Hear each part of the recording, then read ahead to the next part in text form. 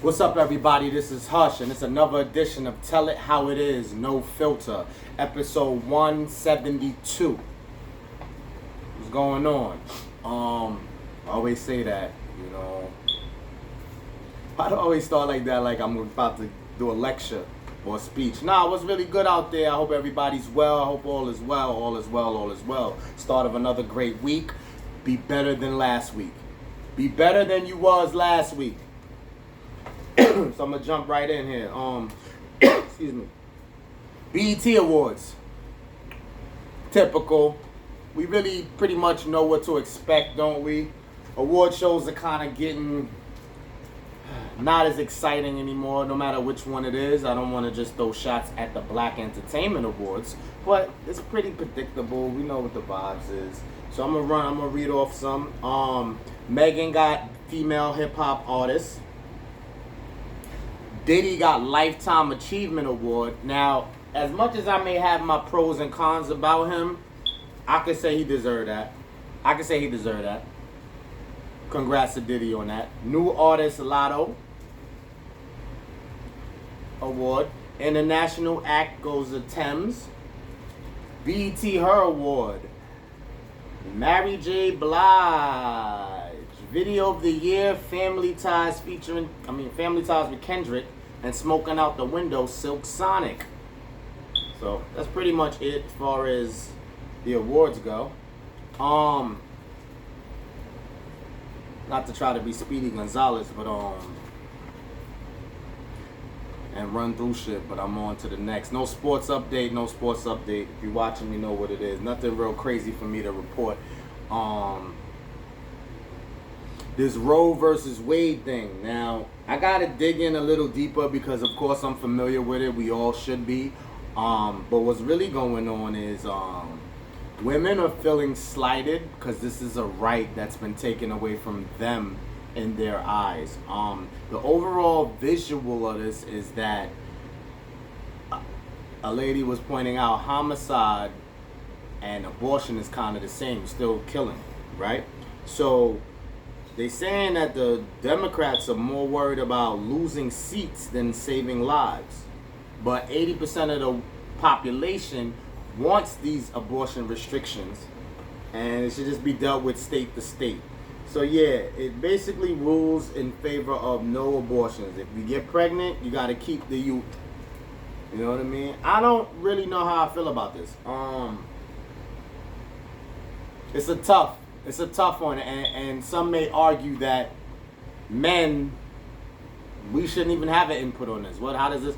It affects us, but it's not really us. Like, we can't get pregnant, we can't have kids. So we still could have an opinion on it, but we really can't feel where women are coming from with this, like, internally.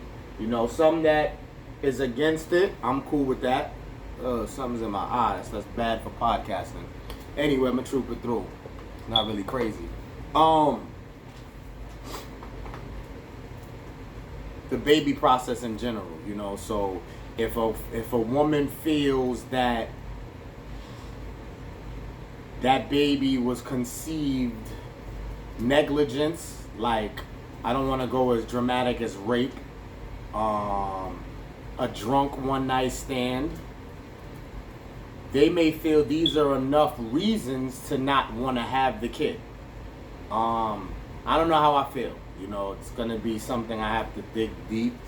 I might agree that rape should be arguably a reason to abort. That may be the best argument for it. One night stands and all other personal reasons to abort, I may play human, how you call it? I may play righteous citizen and say that that's not justified. Like, rape will be the only thing I understand you aborting the kid for. And, you know, you may still be able to debate that. But overall, kind of not contradicting, but kind of saying that, again, us as men can voice our opinion, but we're not women. So I'm going to really leave that on y'all to ponder. I wish I could get a vote. I mean, according to this, it says that 80% wanted the restriction. I don't know if there's certain rules and guidelines where before you're just a clip, before you can't do it at all. I guess you got to bring to whoever the terms of why you want to do that, and then they'll break it down from there. So, like I said, I'm on edge with this. I feel the women and the whole, they're becoming equal and they want the same rights as everyone else, and you kind of took a step back with this one if they're feeling that emotional about it. Yeah, my eye is really bugging up. Is that a sign? But anyway, wow. Yeah, I'm gonna have to give me a second. I'm not starting over. Not starting over. Okay, I might be good. Alright. So yeah, I'll leave that for the women to debate again, and I'm gonna, chime in some more info on that. Oh, I gotta shout out Conway. I don't got the title of the song. It's a video with Conway and Jill Scott. Now that might be easy to find. Just type those two names in. Yo, Jill Scott got some bars, man. She got some bars. I like that collab. I'm sorry I don't have the name. It's quite new. Again, just go to YouTube, type in Conway and Jill Scott. There's a video and all for it. You know what I'm saying? It's a real cool record. You know what I'm saying? I'll give that credit. Speaking of records, I spoke on this already. The Drake album. Honestly, never mind. Now I've dug deeper. I like it. I get the whole criticism because I've gone through something similar. And I don't get personal often. But let's go a second. Certified Lover Boy is arguably, to me, one of his best albums. It's up for debate. So, that's his last project. Now, by no means is Honestly Nevermind lighting a candle to Certified Lover Boy. But somebody very special told me that you gotta grow. Your music don't stay the same, and sometimes you grow faster than your fans. But on some confident, cocky shit, as an artist myself, I'd rather grow faster than my fans than my fans to grow faster than me.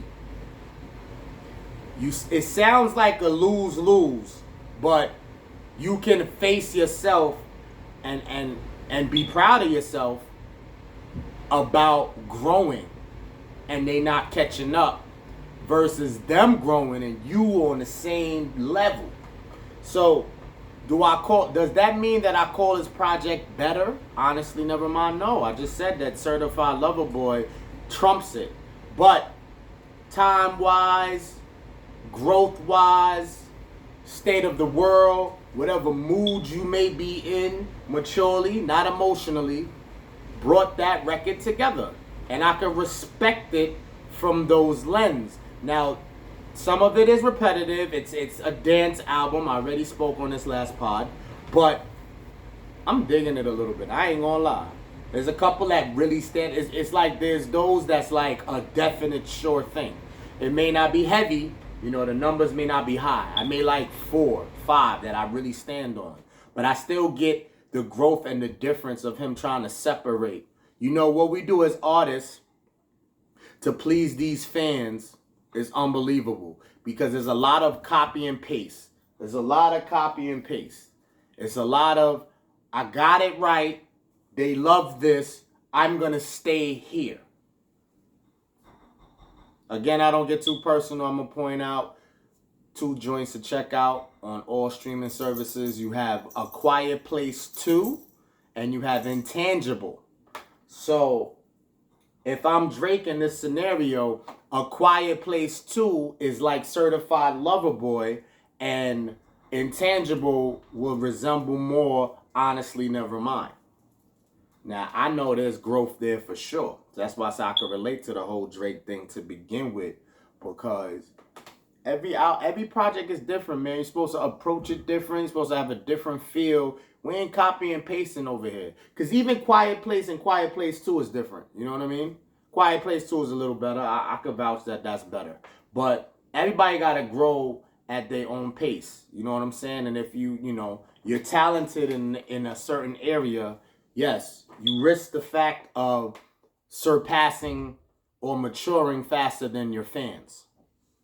That's not a bad thing, I don't think. Maybe they'll catch up later. So I guess whatever project, for example, Drake or myself do after, they may go back and reflect. If they do, they do. They don't, they don't. Anyway, I just wanted to shout that the tracks I fuck with hard. I don't know who else has music out. Oh, I didn't see it. I gotta mention it anyway because I heard enough about it. So the Omarion versus Mario. I heard Ray J was there bugging. They showed some dance where he looked like he got a little gut. He ain't in shape. I mean, I ain't really in shape either. I'm getting back. So I'm just reporting this stuff. It's not my personal judgment on it. So yeah, I would argue. I gotta go watch it. I didn't see the verses, but shout out to it, and you go watch it if you haven't. I gotta say that I'm pretty sure I like more Marion songs than Mario songs, but Mario has those that I do like a lot. I was in a chat pointing out some of those joints I like, and my male counterparts were like, I never heard of those. They might have heard of two of them out of my list. But either way, I'm going to check that out and get back to you with my final decision on how I think that played out. But go check out Omarion versus Mario. Like I said, Ray J was there. I don't know how they factored him in or who he was facing. I think Bobby V. Or, I got to go back on that. So, yeah, just wanted to mention and report that. And, yeah. So, good topic, I think. So, there's a movie. I don't know how you rate this movie as far as... I'm sure it didn't hit the theaters. My bad. I don't even know if it's on Netflix. I think it's on Tubi. Did I say that right? Tubi, which also has Cold World web series and Foster Sin, which I played roles in. So go check out Cold World web series and Foster Sin. Yeah, I'm a jack of all trades, so I've touched almost anything creatively, But anyway, yeah, so there's this movie, The Stepmother. Erica Mena, Marques Houston. Main characters from the standpoint. So, if you watch the movie Stepfather, classic. Go back, check that out if you don't know what I'm talking about. My favorite is part 3.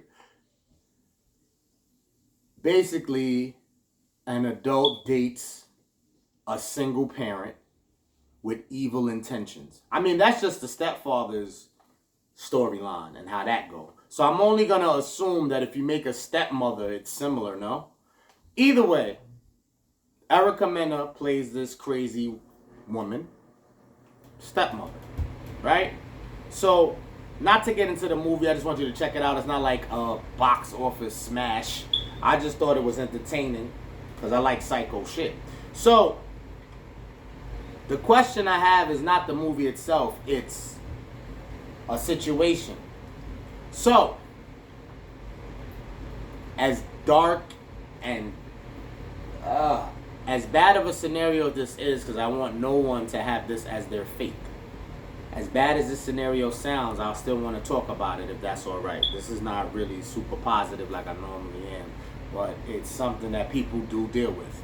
So, we can go on both sides, but I'm going to start from the guy's side. So, fellas, God forbid, your better half, your spouse, your main squeeze, dies. Y'all had a kid together. Or kids. It don't really matter. We're going to go simple with it. One child, right? So they die. We're going to say the kid is pretty grown. Damn near adult. That don't really play into what I'm really saying, but let the kid be older. Anyway, fellas, your better half passes. How do you move? How soon do you move? Is that per individual? Everybody grieves differently? I want to put my 2 cents in is to say that Again, shout out Fresh and Fit Podcast. Every time I come on here, since I've been watching them guys, you know, they drop a lot of knowledge that you can't really deny as a man. I'm going to take another topic for another day to really break down the male hormones and how we really feel, even if we're being a playboy or monogamous. But that's another day. So, to add that to this, if we go through that dark, unfortunate experience, I know for men, we may need to get one off. I can't even respectfully say a month, 2 months.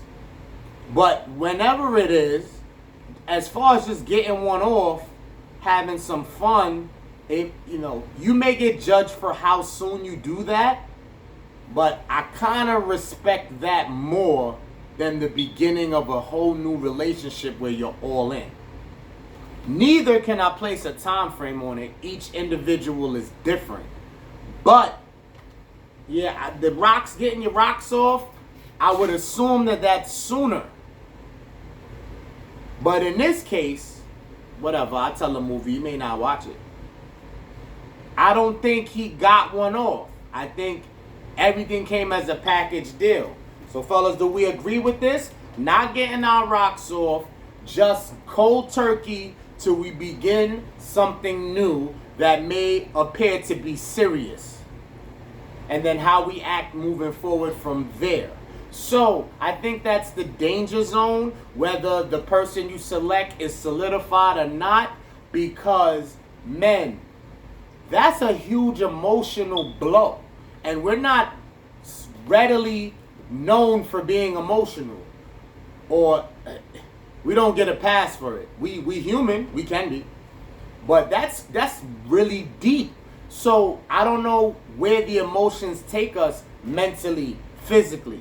That's a tough one. It's hard to break that down. So if you're dealing with this mentally, physically, emotionally, I think a guy may be in position to make an emotional decision that would resemble something females normally do. Not to bash them. So, I think it's touchy no matter what, because if you just go, fellas, to get your rocks off, your emotional state may fall for the get your rocks off person that you ain't supposed to take serious. Then again, they're going to say, who am I to judge who's to take serious or not? If something pops off right away, you know, they say that doesn't automatically disqualify you as a candidate. But I know something like that is so deep that I can't even think to start no shit. I don't know when I'll be able to start a relationship. I gotta be honest. That's a tough one. I don't know who really could answer that unless they really went through that and could tell us their personal experience. But prior to, I can't tell you a date. I can't even tell you how to maneuver through that. But again, I'm going to lean more towards just getting your rocks off. So, if you do decide to not get your rocks off, we're going to do both. You didn't get your rocks off, such and such time passed, I want to say a year. Again, might resemble a movie. Anyway, you meet somebody. It feels weird. It's clicking. How do you approach that? Like, how do you take? Like, do you go back? Are you ever able to go back to how you were prior in your decision making of a partner? Like, you know, when you grow up and you mature, you went through some experiences, some relationships ain't work out, blase. You kind of supposed to learn how to approach and judge situations moving forward. Some get that, some adapt to that, some never do. They stay picking wrong. So I don't really care to break down who's who in this scenario, because it's still troubling no matter what. So even if you got better at selecting, or you still ain't shit at selecting a partner, if this happens, I still don't see a clear head to make a soundproof decision. Not soundproof. A sound made, whatever. A smart, intelligent decision.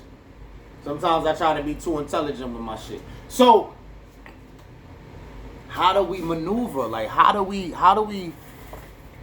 it's just so difficult. You know what I mean? So I'm gonna leave that kind of unresolved and go to the ladies. Ladies, again, I can't stress Fresh and Fit podcast enough because I can use just some of their theories for both of these examples. So I may use it for the females and then double back for the fellas. So ladies, honestly, if this is your fate, guys are gonna probably say your DM was lit while this person was alive. We're gonna be under the assumption that women's DMs, no matter how serious in a relationship they are, if anything that draws more DMs, and options are always there. Fine, that's cool. So, for women, they may be more challenged to not go there, yet having more options. And then whoever's in your DM, whoever's not in your DM that finds out you're just adding hundreds more that's pretending to be sincere and sympathetic to the situation when you really should watch out because they just trying to get in. And again, women go through this without this tragedy.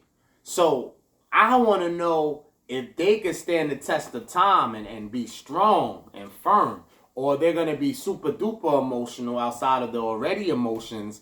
And bottom line, I got women moving on faster as far as the serious shit. Because the options they have were there prior. Men, again, fresh and fit. We don't have the options that women have. And it doesn't matter our scenario. So we work hard to get whatever, women or whoever may think otherwise, think it's an equal, even playing field, but that's not so. We have to add value. Can't stress that enough. So for a guy to go out there after such tragedy, I don't want to just give him the green light and make it all the way A-okay just because we got to work and it ain't going to be easy. So if he's doing that, it kind of looks crazy at the same time of understandable because you got to work. So you got to go to get something achieved. You know what I'm saying? You got to be out there. You got to interact at some point to move on. But because you have to put in work, people may look at it like, damn, he kind of got over it too quick. Or were he already putting work in? But then how do the women get a bailout? They already had DMs and offers. So it looked crazy if someone who was in their DM prior to the shit, now that's to me is crazy. Prior to the situation, the tragedy, if somebody from the DM, they give a chance. To me it's crazy. I'm not, it is what it is. I'm not super duper judging. But I feel like that's worse because I doubt the guy, which not all cases, I doubt the guy had an interaction prior. Whoever he goes to, except for if he just want to get his rocks off and have some fun. But men pride is crazy. So if we sent these get it in chicks that we get it in with, if we sent them to Clip Town some time ago, and then the tragedy happens, our pride may not let us reach out to those same individuals. You make a pick. If you had a starting five, there may be one that they was just that head over heels into the shit that you could feel like no matter how much time passed, you may send a kite and get an answer. But the worst thing for a guy to do is reach out to some he used to slay after a tragedy and get curved. Because that's crazy. So I think just all of those factors right there may make him just go new. Because personally for me, I could take a no from a new faster than something I slayed before. Especially in that type of scenario, God forbid. So that's why the men and women dealings with this is tough. Because again, women getting hollered at left, right, north, south. So I'd really be curious to just be in the mind of one, God forbid, that was their life, and just really get a take on that, because I feel like it's harder for them. You know, they're more committed if they was really like deeply in love and it's an emotional connection. So it may seem like they troop it longer before they take someone serious, but because of the numerous offers, I don't know. I mean, it may make them snap where they become like a guy and just could get their rocks off, have sex frivolously and not care, have that moment or whatever. And you know how that's judged, you know, body counts and all of that for women. But I could see that possibly. But as far as committing to a nigga, it looked bad because I feel like it's going to be somebody that was already in their inbox, depending on how much time passed. So I feel women get more challenged in this scenario, sorry to say, than men. It's not tough. I'm not judging on who is the tougher on. I'm just saying when it comes to moving on, looking like you moving on, getting your rocks off. Because let's take some of the known people. Mrs. Bryant. I see more posts of, is it Vanessa? I think so. I forget her name because of the kids' names, Natalia and all that, and I see their names on social media more. But Kobe's wife, Nipsey's wife, I don't really know how big, if we go back, Biggie, Pun, you know, if we go back to their widows, I don't know how they moving. Let's just take Kobe and Nipsey off the top. There's very much pressure of how they move, especially as female celebrities or known people in the public eye. So you don't really see them moving spicy. And they died the same year. Wow. So, right? Give or take months. So it's going on 2 years, if not more. And you don't see none of them posted up with nobody. Do I believe none of them popped off yet since? It's really none of my business. And can you really be mad like 2 years? I don't know. But I know that it's more pressure on them. If you vice versa that, Nipsey and Kobe still alive and their spouses died, I feel like they would be discreet too. Just because those type of dudes, like Kobe and Nipsey, they're not really the whores. It could have been, but they don't give me the whore vibes like how other people, you know, no disrespect, I feel like Biggie was doing him heavy. Pun maybe too, not to speak on their name like I know for sure. But you know, those guys I'd be a little more like, they popping off the next month. You know what I'm saying? Like they're getting it in. And that's each his own. There's no judgment. I'm just saying, like, I feel like it's harder for women, especially in the public eye, how they move after something like that happens. So this was just really a discussion. There's really no solution. I really don't have the answer. I can't separate the two. I just gave an opinion thinking that women is more pressure on them, yet they may handle it better. And again, with them having options already in play from before that don't benefit the guy, and God bless that, but it kind of gets them back into dating quicker because shit was already flowing. We may not like to hear that, but they may not, you know, they may use some discretion, but it's already flowing. Whatever tragedy setback, like again with the value, men gotta bring value. Think about it. Women could, God forbid, lose a job, lose a child, lose a spouse, lose their hair. I hate to make this comedy. Whoever was in their DM, whoever wanted to get it going, is still gonna want to get it going 90% of the time. Men, we lose a child, we lose a spouse, we lose our hair. Our inbox was not lit most likely prior. We still gotta put the same work in, if not more, to get back rolling. If not more. I didn't want to make it look like, you know, we need pity or any favors behind the shit. I'm just saying that's how I feel. So, God forbid this happens to anybody, but I just thought it was interesting. Like I said, just based on the movie Stepmother, again, Erica Mena and Marques Houston. I guess you get challenged as to who could survive on their own, but that's a tough pill to swallow alone. I mean, I'm sure, you know, if you have loved ones, they're supportive to an extent, where they can try to help you get through that. But it's hard to tell nowadays because they're saying women hormones is just as strong, if not stronger, than men. So I know men, for us, we need to get one off.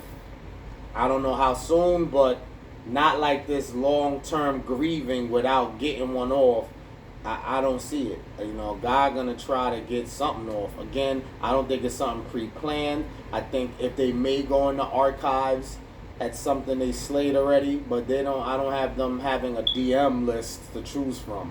So they're gonna pick somebody they slayed before. Hopefully the pride don't get in the way. There's someone you can ask. All fellas who've had a roster. There's someone you can hit up to see.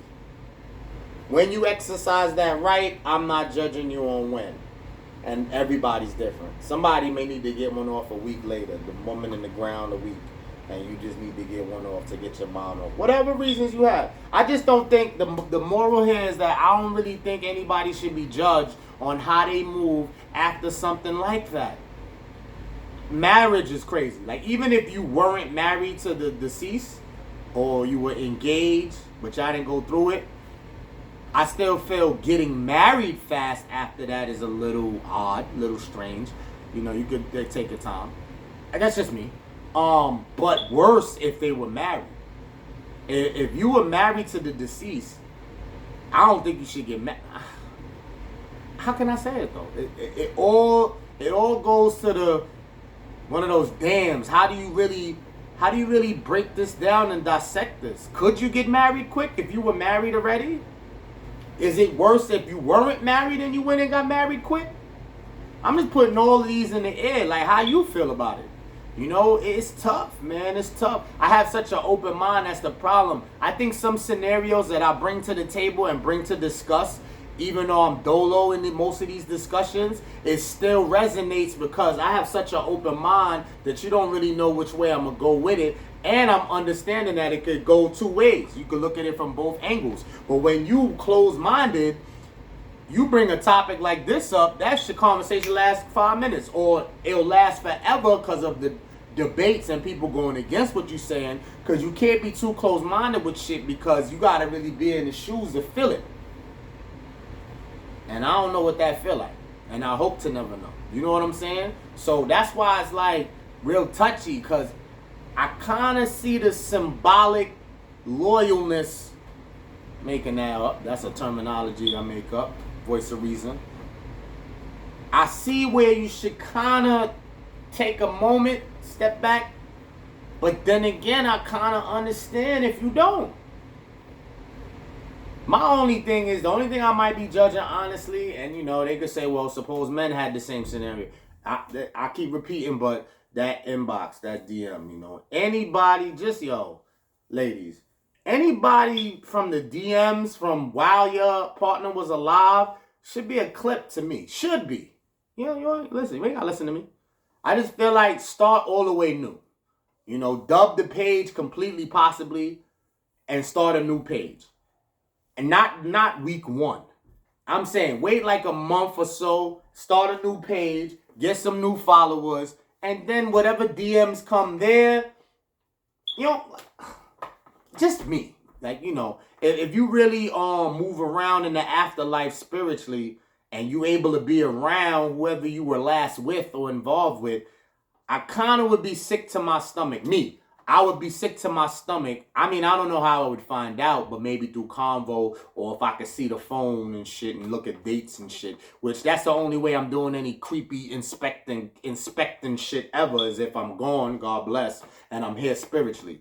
So it would disgust me if it was somebody that was already in the DM or somebody who previously hollered or any interaction you had prior and they know that the person had interest.